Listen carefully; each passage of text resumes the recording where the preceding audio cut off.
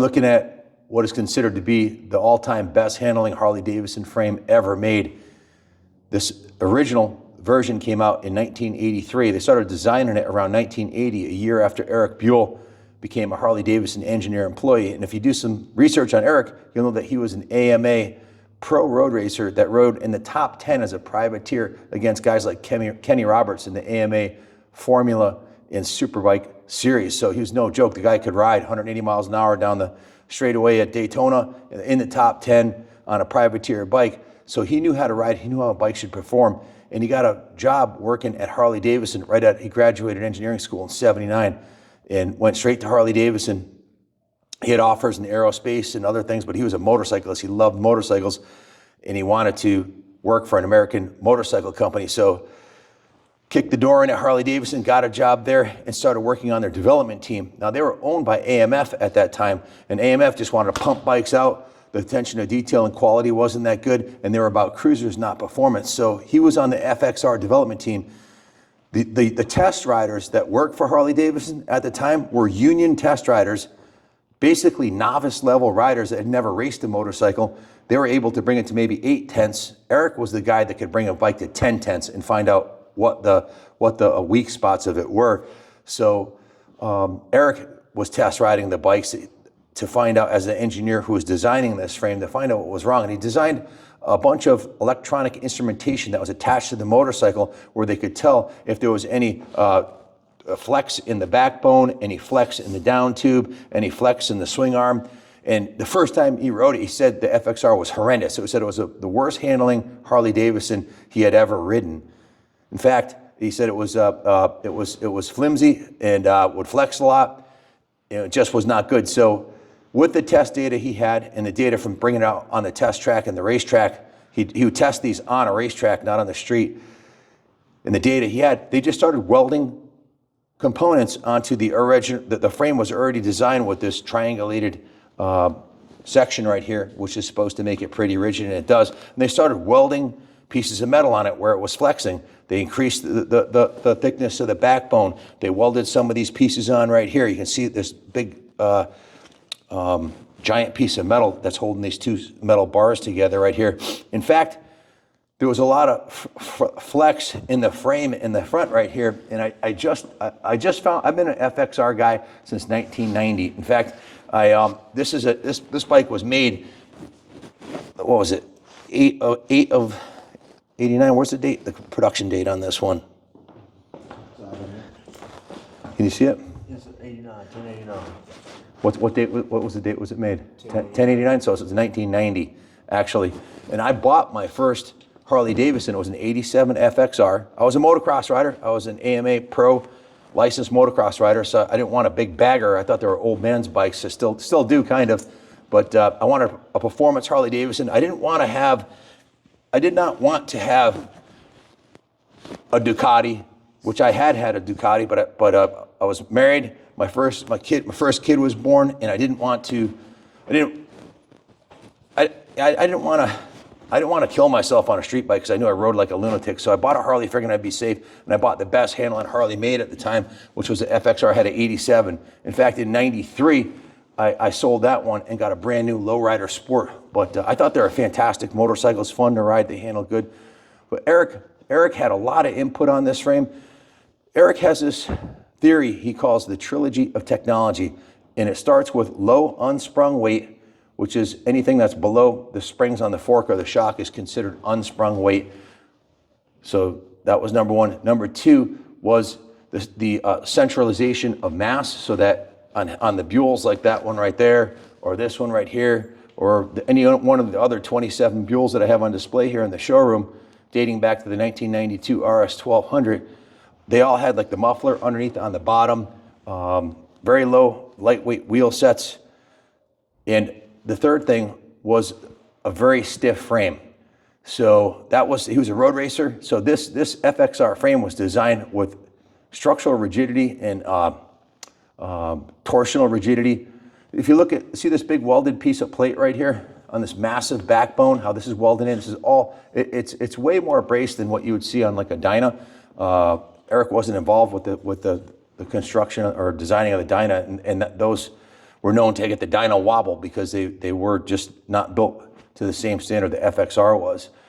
Erik also had a lot of input on the designing of suspension components. The dampening of suspension was horrendous when he first tried it, so he went with much stiffer dampening.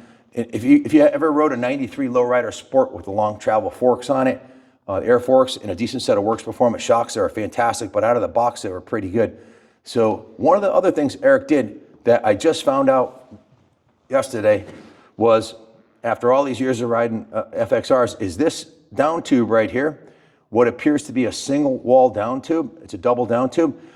If you cut this open, and I heard this right from Erik's mouth in an interview that I was watching, that there's actually two tubes here. They put a thinner tube inside of the outer tube, which did two things: made it really super stiff, and it also helped it get those more weight on the front of the bike. Obviously, steel's pretty heavy, and it made the 50-50 balance front to rear a little bit better. So low center of gravity, centralization of mass, rigid frames, low unsprung weight. He developed all those things in the Buell, and it all. This is a 2024 Buell, so this is a 419-pound with the stock exhaust, or with the aftermarket exhaust, they're 401, because the cat's real heavy. 186 horsepower machine, and this is the pinnacle of his design expertise. But this was underneath the constraints of corporate Harley-Davidson. It had to look like a cruiser. In fact, the FXR didn't sell that well to begin with, because a lot of people Harley riders didn't want to see the triangulated frame. They didn't like that. They liked the older FX style. They thought it had a British look to it. So, but now today, this is the most coveted Harley-Davidson that you can find. Here's another one right here. There's another FXR. That's one we did a frame-off restoration on. I got a video on the channel of that one. And I went with the exact same thing I did on my 93 lowrider. I went with the half-inch longer than stock Works Performance shocks. It's got the progressive forks, heavy-duty fork springs in here. Just a couple of things to make it really handle like a dream. It's a lot of fun to ride. It's a rider's bike for sure. But back to the frame on this one. So super beefy backbone, a triangulated rear section here, stiff swing arm. Right out of the box, they were structurally excellent. And the suspension wasn't terrible, but it was the best that he could get Harley to come up with. Put a set of Works Performance or Fox shocks or some Legends or Olin's on there in a fork kit, and they're awesome. This is a Screaming Eagle fork brace on this one, which made it a little more rigid. But Erik's actually an AMA Hall of Fame member. He's also was voted Motorcyclist of the Year. He's finished on the podium in Formula and Superbike racing as a privateer. He actually almost died racing. He hit the wall at 180 miles an hour, and his heart stopped. They had to revive him. So the guy's probably the #1 American motorcycle engineer since in the last 50 years. He's what he's accomplished, bringing the Buell name to. They won the 2009 AMA Super Sport Championship on a production version motorcycle against the best teams on the planet. So with humble beginnings, he really went pretty far. But this FXR was designed by Erik Buell. This frame, test-ridden, engineered, designed, and ultimately put into production. Didn't have his name on it, but back in that period, around 79, when he came aboard to 1980, 81, they were working on a project called Nova. AMF and the engineers and designers wanted a higher performance engine than the traditional V-twin, so they designed a new V-twin that was liquid cooled in a V4 and even a V6. If you think about it, Honda crushed it when they came out with their V4. Harley eventually used a lot of those things that Erik and the designers at Porsche, because they work with Porsche on that project. A lot of that made it into production in the V-Rod many years later. But that engine that's in the V-Rod was originally started as what was called the Nova project, and it was supposed to be in a Buell motorcycle at a later date. But Harley, the V-Rod engine, was originally supposed to be in a Buell, but Harley had other ideas and kind of stole that idea. But he, unbelievable story of Erik, what he's been through. He's been through a lot. Designed a super bike called the Barton. He bought it was a V4 two-stroke 750 that he bought the company went out of business, and he bought their engine and frames, designed a whole new frame for it with a rubber-mounted engine, and raced in the Formula Series against Yamaha TZ 750s. Had the thing dialed in, and then the AMA changed the class rules, and he couldn't race it the next year. He had, at that point, had quit his job at Harley Davidson and was working for himself. And the first Buell made, most people don't know this, but the first Buell made was actually a 4-cylinder, 2-stroke 750 back in I think it was 82 or 83. So they outlawed his bike. So he went back to Harley Davidson, talked to Jeff Bluestein and a couple of the other people he knew there. He left on a good note on his exit interview when he left. The door was still open. And he asked if they wanted to build a Harley Davidson powered super bike. And they had XR 1000 engines. You probably heard of the XR 750. They had the XR 1000 engines, about 47 of them in stock. And he needed to make 50 engines and frames, 50 engines, 50 complete bikes in order to meet the AMA homologation rule at that point. So he bought those 47 engines, ended up buying 3 more from various Harley dealers. So he had 50, and he built 50 of what they called the first Buell that was built in mass, because he only built 2 of the RW 750s. It was called the RR 1000. That motorcycle, they're highly collectible to this day. I don't know how many of them are left out there, but they raced AMA, Battle of the Twins in the super bike, super sport class, whatever class it was legal in, it was raced in. And lo and behold, the next year, the AMA, they kind of put him out of business when he bought the Barton company and said you could. They actually, the RW 750 Barton, they actually canceled the class that it raced in, the Formula class, and changed it to super bike, and his bike was no longer had a class to race in, so kind of ruined that for him. And then he bought the RR 1000s, all 50 motors, and built those 50 bikes. And the next year, Harley AMA, I don't know if there was pressure from the other companies like Ducati or other sponsors they had, but they upped the rules, so he had to have 200 prototypes now to race it. So he's like, oh shit, I just invested my whole life investment in these 50 bikes. And he was racing them, and they pulled the carpet out underneath him. So at that point, he was really discouraged and decided, I don't want to build race bikes only anymore, because the AMA is going to change the rules and I'm going to get screwed. So he decided to build a street legal Buell, and I have one. It's in the service department. It looks very similar to that silver one over there. It's called the RS 1200 Westwind. In fact, they only built 29 of those in 1992, and I have one of them here that I'll be doing a video on soon, as soon as they got it all tuned up and dialed in. But he made his first production-based Buell that was a street-legal motorcycle, and the engine he used on that one was the Harley Davidson 1200cc Evolution motor, which they had just completely redesigned. It was an iron head a couple years before that, and they turned, I think it was 84 was the first year they made it the Evolution motor, and they bumped it up to 1200, and that's what he was putting in the first Buells. I think the first one was called an RR 1200. Then he had the RS 1200, which was a 2-passenger one, and then a RSS 1200. A total of, I think, around 400 of those were made up until 1993. So shortly after that, Harley Davidson, I think it was in 93.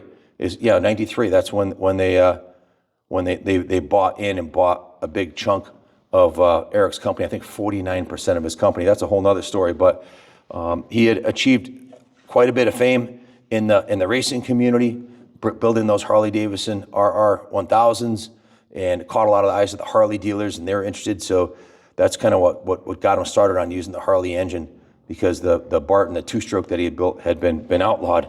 So pretty cool story. The guy's definitely a legend, and I've been a huge fan of Erik's since the beginning. I bought a bunch of Buells when I was much younger. I think I had him sign one of the brochures at Daytona. So I've been a big fan of Erik's for a long time, and everything he's accomplished. So anyways, hopefully you learned a little bit more about the FXR today that you may not have known. He also designed the rubber-mounted engine system on this FXR, which was similar to what he called the uniplanar. Uniplanar, that means the engine only vibrated only forwards and backwards. It would only in one plane. but it was rubber mounted, 3 rubber mounted points, and reduced all the vibration. So these things vibrate a lot. It's similar to it's a V-twin with no counterbalancers and big cylinders, so big thumper. But anyways, huge fan of Erik's. Thanks for watching. Stay tuned. We're gonna do some more videos on the Buells. We're gonna go through the whole Buell lineup from the 92 RS 1200 to the Lightnings, the Thunderbolts. I have one of the 1125 CRs here, which is the 2009 model that he won the AMA Super Spike Sport Championship. Then I have 3 of the 100 RS 1190 RSs. In fact, there's 2 of them right here. These were when he left Harley and started the EBR company. These are the 1190 RSs. They made a total of 100 of these supposedly, although there's been some rumors that maybe 75, 80 of them may have been produced, and some people say it was 100, depends who you talk to, but it was very limited production. This is serial number 34. This is basically a street legal super bike that you could take right to the track and race right out of the box without changing anything, not even the tires.